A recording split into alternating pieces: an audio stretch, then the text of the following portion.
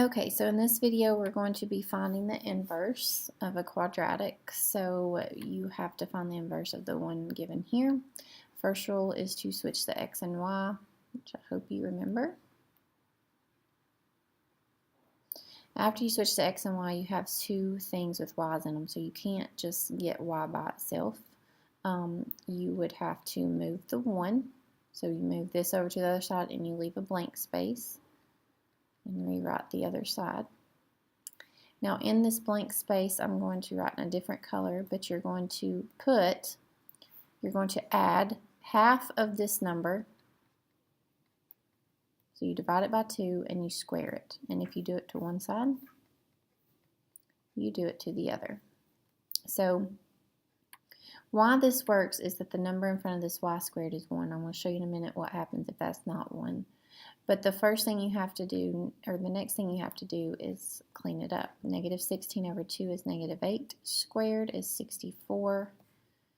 So again, this over here would be 64 as well. On the right side, you would factor that, which would factor to x minus 8, or excuse me, y minus 8. And then this would go to 63. Now remember, our purpose here is to solve for y. So if I write y minus 8 squared, to get y by itself, the next thing I would do is take the square root. And then the last thing I would do is add the 8. Now the 8 has to stay on the outside of the square root. So that's your inverse. Went over that pretty fast, because you should have seen that before. Going back up to this step, remember that you have to get, two parentheses that multiply to give you both this, or excuse me, all three, this, and this. So to get the 64, 8 times 8 has to be negative 16, so you'd have to be negative 8 and negative 8. All right, and that's the inverse. And the next one, same process, switch the x and y.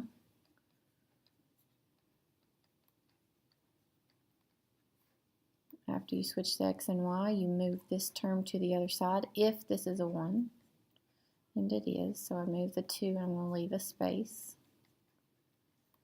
If this is 1, what you add to it is half of this number, so you have a positive 12 divided by 2 squared, positive 12 divided by 2 squared. Clean that up, y squared plus 12y plus 12 over 2 is 6 squared is 36. So x minus 2 plus 36 would be here. Now here, if you're factoring this, you would have y plus 6, but the shortcut I showed you is if you did this part correctly, your factors would always be y and then whatever number is in the parentheses, so that would be plus 6. And then it should be whatever sign is there. But if you took the real number here, like if you took the positive 12, if I go back, see I took the negative 16. Negative 16 over 2 is negative 8, which is what I got from my factor. So here should just be 6. So x plus 34. Take the square root of both sides, which would get rid of it on the right, and then subtract 6. And that is your answer. Okay. All right, the next one, again, this number in front of here is 1, so when I change the x and y, it's going to be a little bit easier than the next one. You're going to move the 1 over. I'm going to leave a blank space. And you might see why this is going to be a little bit harder is because the b is not even. So when I take half of it, it's not going to be a clean number. So 15 over 2 is not a whole number, so 15 over 2 squared is what you need there. Okay, you can put that in the calculator if you would like to. So what you do there is 15 times 15 is 225, and 2 times 2 is 4. So this side right here would become 225 over 4 equals, and this would be x minus 1 plus 225 over 4. Okay, when I'm factoring this side, if you remember, it's this number right here. Take the sign with it if you took the correct signs to begin with. And then you would have 4. This right here, if you did it by hand, you would have negative 4 over 4 plus 225 over 4. Cleaning that up would be 221 over 4. All right, and then take the square root.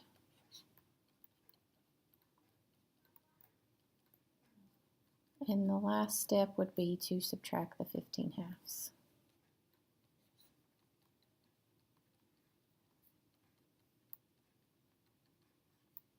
And that is your answer. Okay. And the last problem, we're going to combine all of that stuff and add just one more thing. Notice that this is not 1, so it's going to be a little bit different.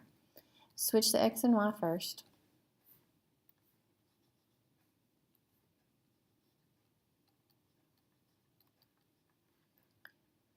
Okay, now this is not a 1. So what you have to do is divide everything by 2. Everything on this side by 2 and everything on this side by 2. So you have x over 2 equals y squared minus 7/2 y plus 1. Now you do business as usual. You would move the 1 over, leave you a blank space, and then you're going to add half of this number. So you have 7 over 2 over 2 squared. And that's the same thing you've been doing, except it's not been a fraction, you've been halving. So whatever number's here, 7/2, you divide it by 2 and then square it. And I forgot to put my sign. I want to go back and put that negative sign because the number's negative 7/2. So you can do that in the calculator if you'd like to. But this would become negative 7/2 times 1 over 2 would become negative 7/4. And negative 7/4 squared would be 49/16. So you got 49/16 there, and you would have 49/16 here.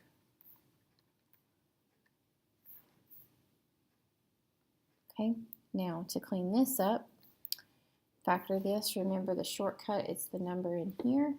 So it would be minus, because it's negative 7/4 squared equals, and then here I would have negative 1, which would be negative 16 over 16. To put those together, again, you can do those in your calculator. If you take 16 away from 49, you would get 36. Negative 36/16. That's not right. 49 minus 16, sorry about that, is 23. I was way off. Okay.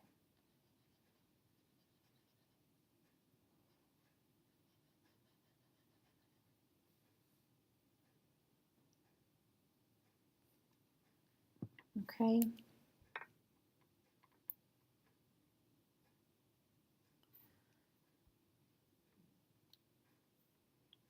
Sorry about that. Not 23, 33. My goodness. Get too big of a hurry. Okay, we got 33 going on there. So we have 33 over 16. Okay, so x over 2, again, try to do those in your calculator just so you don't make silly mistakes like I just did. 33 over 16, and then take the square root of both sides. Remember the plus or minus.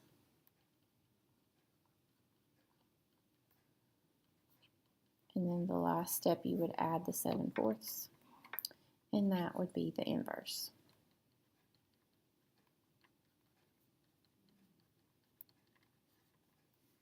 Okay, and that's how you find them. Right here, these are the 4 problems you need to do for a makeup homework assignment, and then if you can do those, you probably need to retake your quiz.